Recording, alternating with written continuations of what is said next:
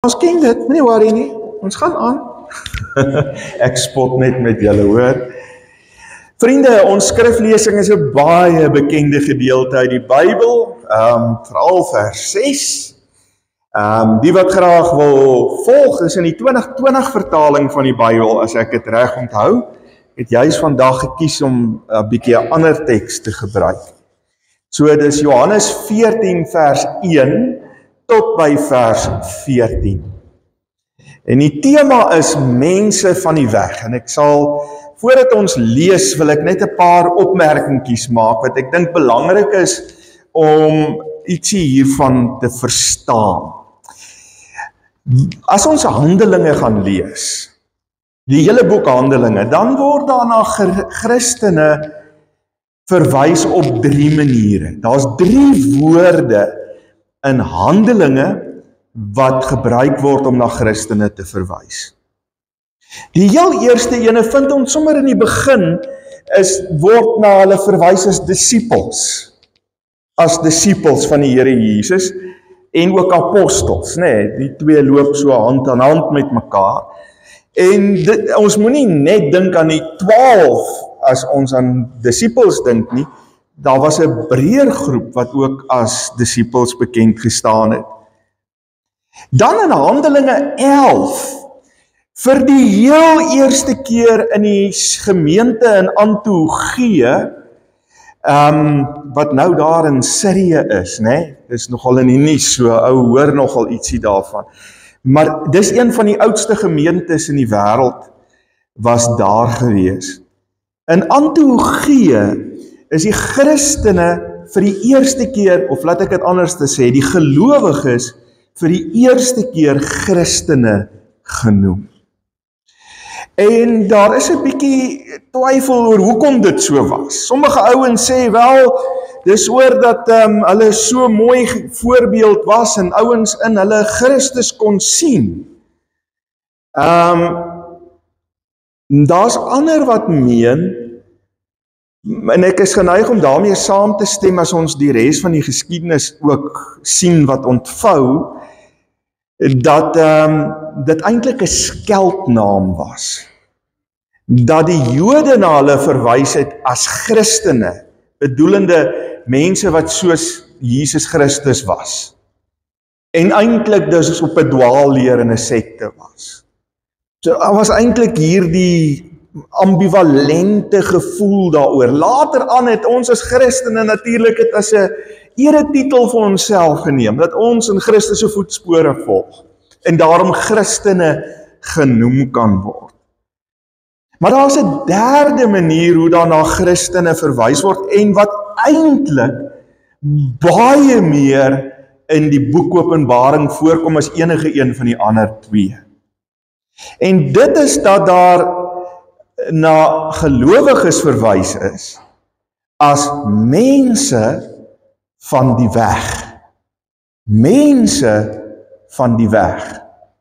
'n interessante benaming sou ek nogal sê, Ons praat byvoorbeeld in die gereformeerde tradisie, as al die kerke so by mekaar kom hier, en daar 'n groot tent hier buite opslaan, en ons hou vir 'n hele week lang vergadering, dan noem ons dit synode.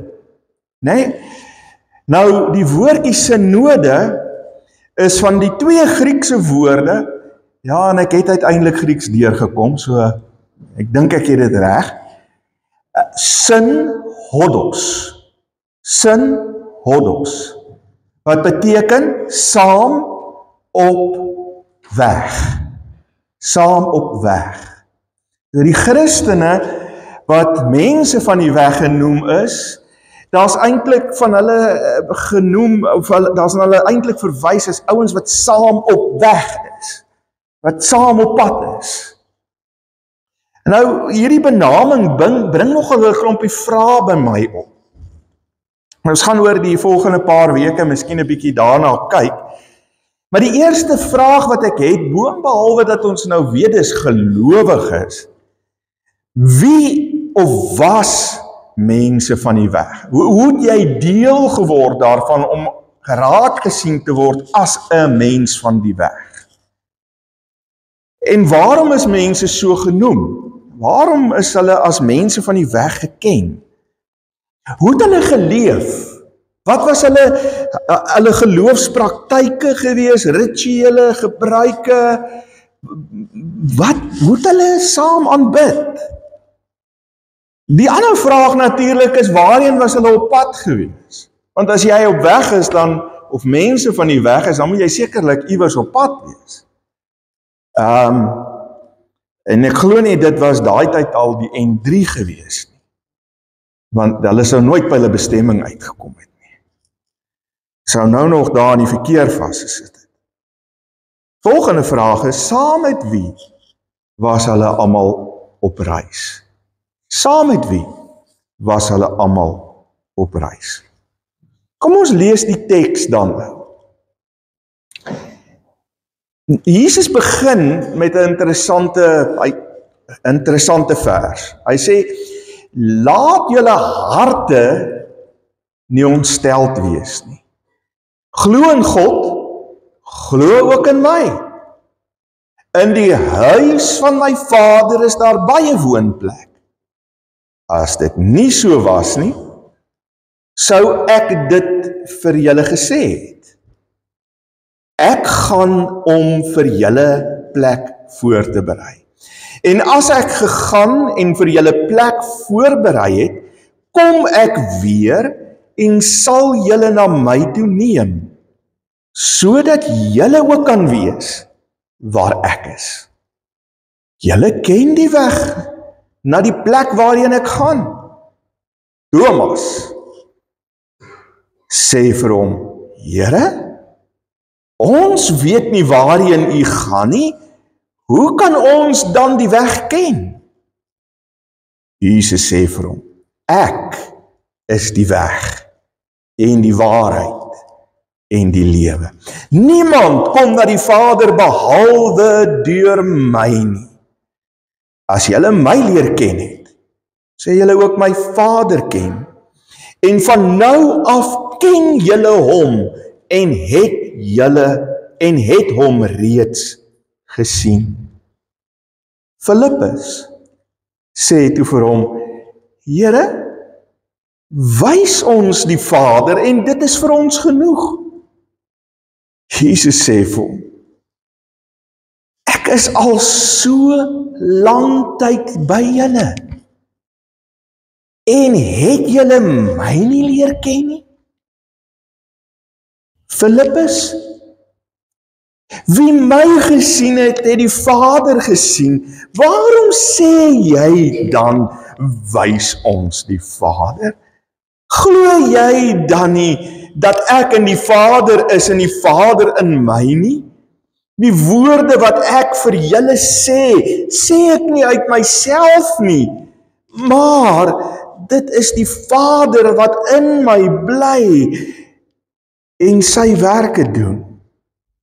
Glo my dat ek in die Vader en die Vader in my is, of glo dan op grond van die werke self. Amen, amen. Ek sê vir julle, wie in my glo, hy sal ook die werke doen wat ek doen, en hy sal nog groter dinge doen as dit, omdat ek na die Vader gaan. En wat julle in my naam vra, sal ek doen, sodat die Vader deur die Seun verheerlik mag word. As julle my iets in my naam vra, sal ek dit doen. Bekende teks. Maar kom ons kry net 'n bietjie 'n gevoel van die teks. Die emosie wat in hierdie teks is belangrik. Ek sien hoe sit die disippels daar om Jesus. Hy het nou net vir hulle in hoofstuk 13 'n paar belangrike goed gesê. En ek sien die verdwaasing op hulle gesigte, ek sien die ontsteltenis in hulle oë, ek sien hoe kyk hulle rond na mekaar en hoop een van die ander weet waarvan Jesus praat. Want Jesus het so pas aangekondig in hoofstuk 13 en hy dit weer hier herhaal, hy gaan weg. Hy gaan weg. Hy gaan nie net weg nie. Terselfdertyd wys hy ook sy verraaier aan. Hulle sien dit voor hulle uitspeel, as Judas opstaan en uitstorm uit die vertrek. En ek is seker daarvan, hulle moes vir mekaar gesê, wat gaan nou aan? Wat het Judas nou hiermee te doen?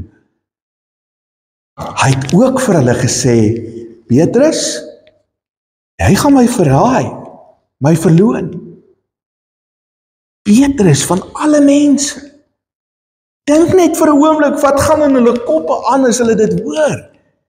Petrus, die Here verloon. Dit kan sekerlik nie wees. Dan doen Jesus 'n vreemde ding bo en behalwe dit alles en hy was hulle voete soos 'n slaaf. Hy doen die werk van 'n slaaf. Hy wat hulle heer en leermeester, hulle rabbi is, doen hierdie vuil werk van 'n slaaf. Ek dink dis 'n onderskatting om te sê hulle was ontsteld gewees. Hulle was verward. Hulle was onseker. Hulle dalk selfs gevoel hulle word in die steek gelaat. Nie net deur Judas wat uitgestorm het of Petrus wat dalk 'n ding nog gaan doen nie, maar deur Jesus self wat sê hy gaan weg.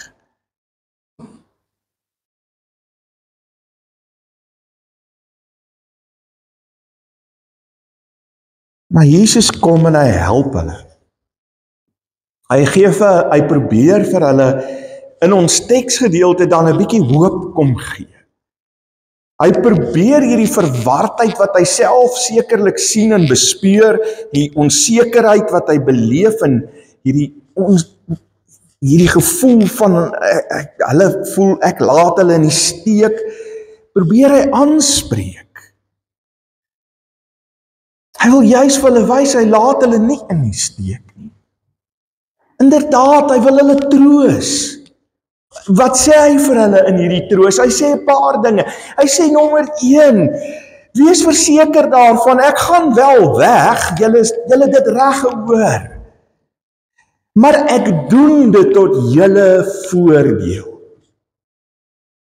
Ek doen dit nie maar net om snaaks te wees. Ek doen dit omdat ek weet julle daardeur groot voordeel gaan trek as ek weggaan.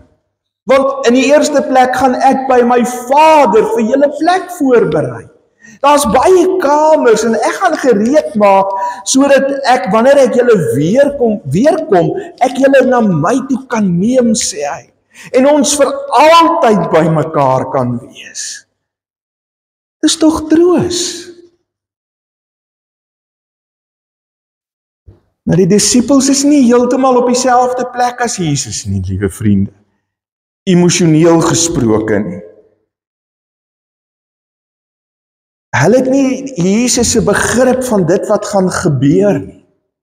En die gebeure wat reeds besig is om in werking te tree nie.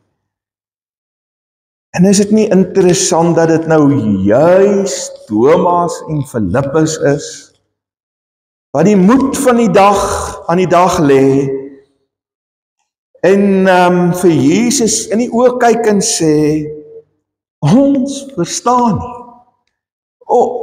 Help ons. Ons hoor die troos, ons hoor alles wat jy sê, liewe Jesus, maar asseblief, ons het geen begrip wat dit vir ons beteken nie. Jesus het dan vir hulle gesê, liewe vriende, en dis 'n belangrike vers in die teks. Ek is die weg, die waarheid en die lewe, en niemand kom na die Vader toe behalwe deur my nie. En die heel eerste ding wat in vers 6 uitspring na ons, nadat ons die laaste klompie weke uit Eksodus 3 met mekaar saam gepraat het, is sommer die heel eerste 2 woorde, ek is. Jesus sê, sommer hier, En is een van 7 sulke uitsprake in die Johannes Evangelie. Ek is. In die oomblik wanneer hierdie disippels dit hoor, wat gevul is in hulle koppe met die Ou Testament en wie die God is wat hulle aanbid, moes onmiddellik gehoor het hoe Jesus in hierdie 2 woordjies homself sy ware identiteit aan hulle kom bekend maak en kom openbaar. Hy is die ek is, dieselfde ek is wat in Genesis, in Exodus 3 vir Moses by die brandende bos gesê het, toe Moses gevra het, wie sal ek sê het my gestuur? Homself openbaar het as ek is wat ek is. Jesus kom sê sommer heel aan die begin, ek is. Ek is die God van julle voorvaders, Abraham, Isak en Jakob. Ek is die God, die groot ek is, die Jahwe, die God wie se naam julle nie eers wil uitspreek uit respek nie. Ek is hy, sê Jesus. Dan sien ons Thomas se onbegrip weer. Sy reaksie is eintlik in 'n sekere sin heel normaal, want Jesus praat dan van 'n weg en Jesus sê vir hulle, hy is op pad na die Vader toe, en hulle ken ook daardie weg. So wat doen Thomas? Thomas kom en hy doen wat ek ook sou gedoen het, so vir Jesus sê, okay, gee vir my die padkaart. Gee vir my daai irriterende ou tannie, die GPS, wat vir my sê, draai nou links, draai nou regs, my kajoete, né? So vir Jesus gesê, ek soek nou so een, sodat ek ook kan weet wat die weg is, uiteindelik. Jesus sê, daar is geen geheime kaart vir hierdie weg nie. Daar is eintlik nie 'n kaart nie. Dit is nie 'n skattejag nie. Of 'n soekparty wat na iemand wat verlore is moet gaan soek nie. Jesus verseker Thomas, hy wat Jesus is, hy wat die groot ek is die weg. Hy hoef nie te soek nie. Hy hoef net vir hom te kyk. Hy is die weg. Thomas en die disippels het niks meer nodig as Jesus uiteindelik om hierdie weg te ken nie. En die woorde is bedoel om uiteindelik die disippels te bemoedig en troos in 'n troostvolle belofte vir hulle te wees. Help my, liewe vriende. Help my as ek verkeerd is. As ou dit net sommer so lees en hoor, weet ek daarom ook nie of ek heeltemal troos sou gehad het nie. Ek weet nie van julle nie. Nou, hoe moet ons dit dan nou verstaan? En het Thomas en die disippels Jesus verstaan toe hy gesê het wat hy gesê het? Jesus voeg dan nog by. En wat hy byvoeg, liewe vriende, stel Jesus uiteindelik as 'n onbetwisbare feit. Dis belangrik dat u dit hoor. So 'n onbetwisbare feit. Jesus sê vir hulle, ek is nie net die weg nie. As julle vir my ken wat Jesus is, dan ken julle ook die Vader na wie toe ek op pad is. Dan ken julle hom ook. En om moontlike misverstand te voorkom, voeg Jesus dan nog iets by, wanneer hy sê, van nou af, van hierdie oomblik af, ken julle die Vader, en het julle die Vader gesien.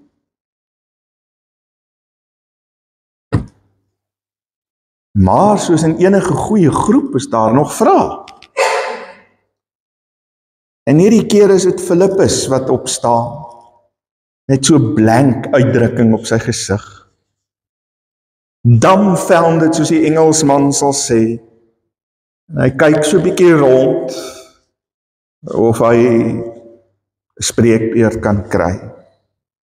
En dan onseker vra hy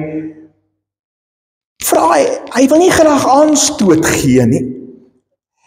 En hy wil ook nie sy onkunde heeltemal so duidelik maak nie, maar hy vra dan vir Jesus, wys ons die Vader, dan sal ons tevrede wees. Wys ons net die Vader, dan sal ons okay wees. Vriende, ek kan nie help nie, maar as 'n ou die teks sommer so op die oog af lees, dan tel 'n ou nie die nuances altyd so mooi op nie, maar ek dink nogal, daar moes 'n stukkie irritasie in Jesus se stem gewees het, nadat hy vir Filippus gehoor het. En hy begin deur te sê, ek was nog die hele tyd by julle. En ken julle my dan nie? Wat is julle probleem? Julle behoort mos nou die Vader te ken, julle ken dan vir my. Wie my gesien het, het die Vader gesien. In Johannes 1 vers 18 word daar so mooi gesê, sommer in die proloog tot die hele Johannes evangelie, niemand het nog die Vader gesien nie. Dit is God sy enigste seun, wat in die boesem van die Vader is, wat hom bekend maak. Jesus, liewe vriende, is die volste moontlike openbaring van die persoon en die karakter van God. Jesus is die volste moontlike openbaring van die persoon en die karakter van die groot ek is. Jy hoef net na Jesus te kyk, Filippus, dan het jy ook die Vader gesien, sê hy. En Jesus onderstreep het dan met vers 11 en 10 en 11 as hy sê, weet jy Filippus, as jy na my gekyk het, ek het niks gedoen wat ek nie by die Vader gehoor het om te doen nie. En ek het niks gesê wat die Vader nie self gesê het nie. Ek het vir julle gewys. Ek wat aan die boesem van die Vader lê. Ek het vir julle sy hart gewys. Julle het dit gesien. Julle het dit gesien in my woorde, gehoor in my woorde, gesien in my dade. Net weer terug by Thomas en Jesus se selfopenbaring in vers 6. Waar hy sê, ek is die weg, die waarheid en die lewe. Wil ek tog vir julle 'n sketsie wys. Julle het hom nou gekry ook. Hy is uitgedeel. Neem hom daar in die hand. Hierdie is 'n voorstelling van hoe die tabernakel gelyk het en hoe die tempel gebou is. Ja, is 'n lekker rooi liggie, ek het daarom nou. Nou vriende, die tempel en die tabernakel wat in die Ou Testament is, was in 3 dele verdeel.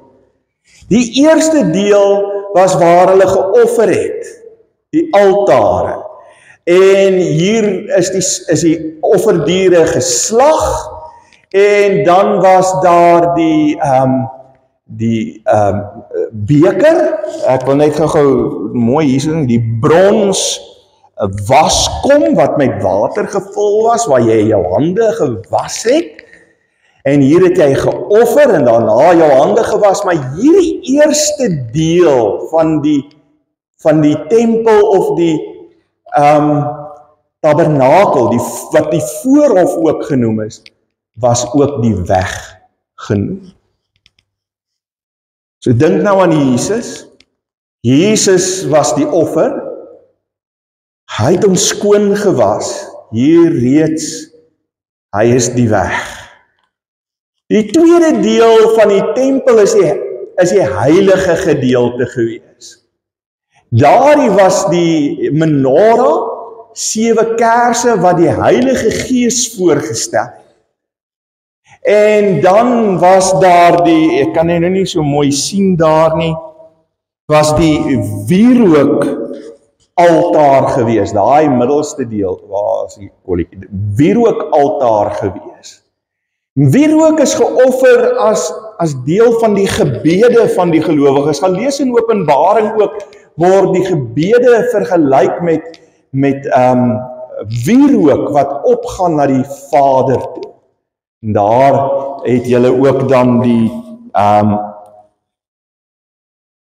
ek net my bril opsit dat ek dit ook kan lees.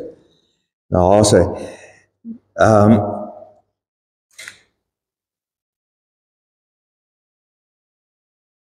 Die tafel met die toonbrode, is alles deel van die offerkulte. So hier was die heilige gedeelte. Hier kon net die algemene bevolking ingaan. Hier kon die volk van Israel ingaan.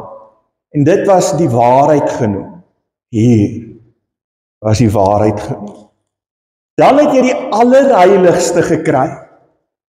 En net op die groot versoendag kon die hoëpriester hier ingaan en het hy namens die volk offer aan God gebring en was hy soort van die tussenganger tussen God en die volk. Hy het gekom met die gebede van die volk en die offers van die volk na die Here toe en hy het by die Here ontvang wat hy weer vir die volk moes sê en doen. En daardie deel is die lewe genoem. Want waarom? Want daarso is vergifnis ontvang. Daarso is absolute vryskelding van alle sondes gekry. Nou sê Jesus in vers 6, ek is die weg, die waarheid en die lewe. En skielik is die tempel nie meer nodig nie.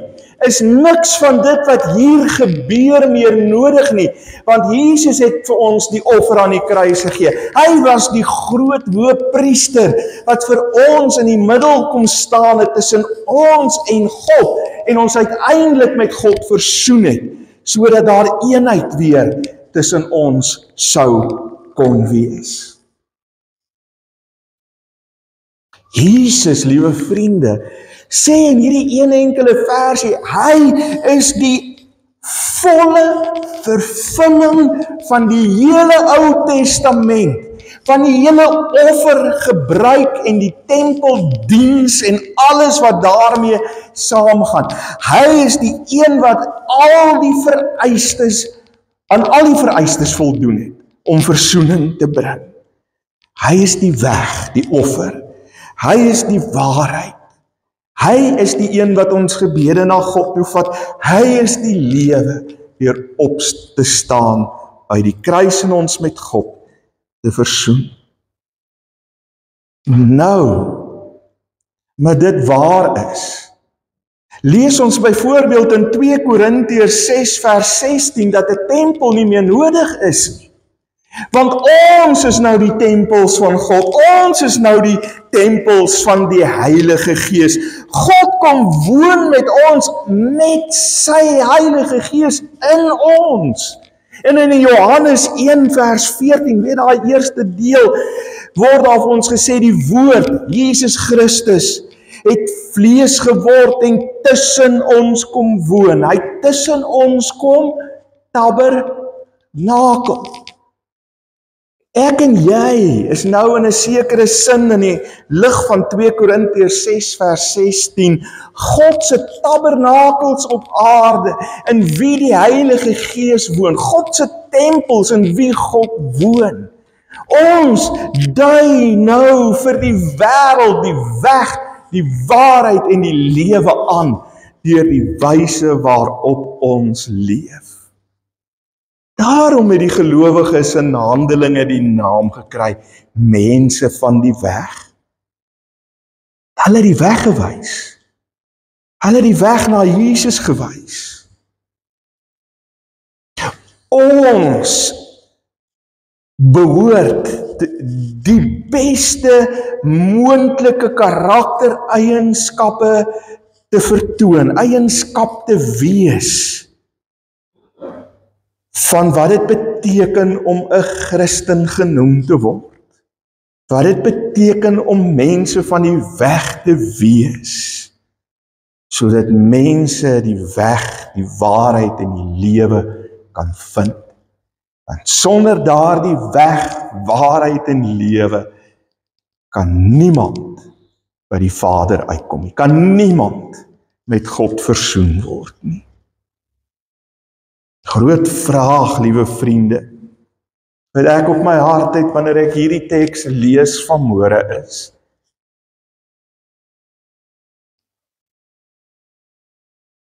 waar sien ons